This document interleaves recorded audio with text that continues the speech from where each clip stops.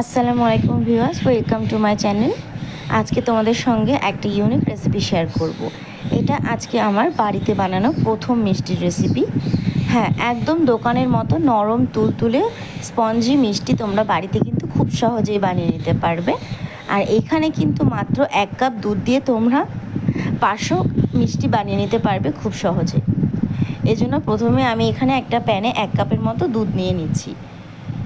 তোমরা যদি চাও এখানে আরও বেশি দুধটা বাড়িয়ে নিতে পারো, তবে হ্যাঁ, দুধটা কিন্তু অবশ্যই রুম টেম্পারেচারে থাকতে হবে। আর যদি ফ্রিজে রেখে থাকো তাহলে 1 ঘন্টা আগে বার করে রাখবে।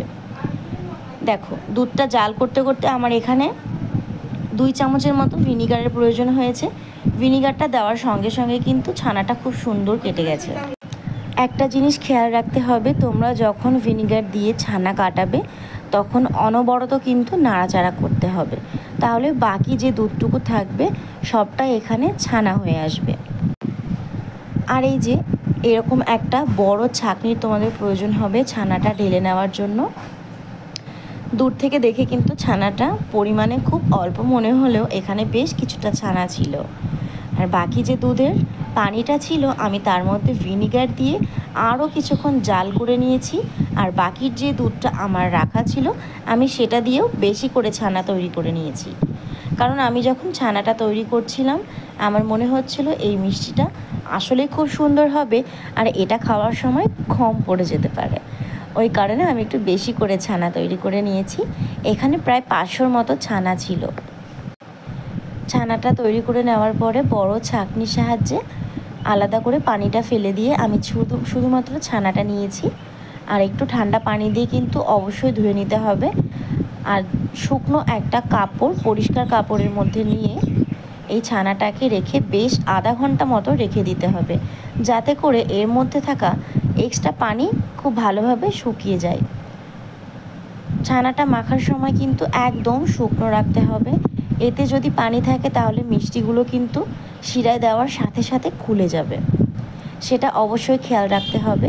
আর হাতের তালু দিয়ে চেপে চেপে ভালো করে ছানাটাকে একেবারে স্ম্যাশ করে ময়দার মতো মেখে নিতে হবে। ঠিক যেমন ময়দা সফট হয় সেই রকমই সফট বানিয়ে নিতে হবে।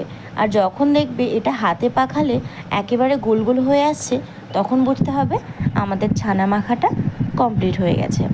এই মিষ্টি বানানোর সময় কিন্তু সবথেকে খেয়াল রাখতে হবে আমাদের এই ছানা মাখার প্রসেসটা।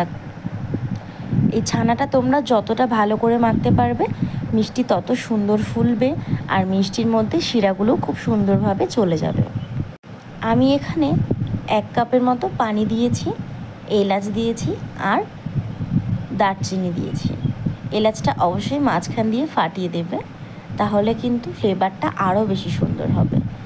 এরপরে যে মিষ্টিগুলো বানিয়ে রেখেছিলাম, কিছুই না, অল্প একটু চিপচিপে ভাব চলে আসলে শিরাটা মনে করবে রেডি হয়ে গেছে। এখানে 2-1টা তার টানার কিন্তু কোনো প্রয়োজন নেই। তারপরে এই যে মিষ্টিগুলো দিয়ে একেবারে লো হিটে এটাকে প্রায় 1 ঘন্টা ফুটিয়ে নিতে হবে। আমি অবাক হয়ে যাচ্ছিলাম যখন মিষ্টির ঢাকনাটা খুলছিলাম, তখন আমি দেখছিলাম কিছুক্ষণ পর পর মিষ্টিগুলো ফুলে একদম মোটা মোটা সাইজের হয়ে গেছে।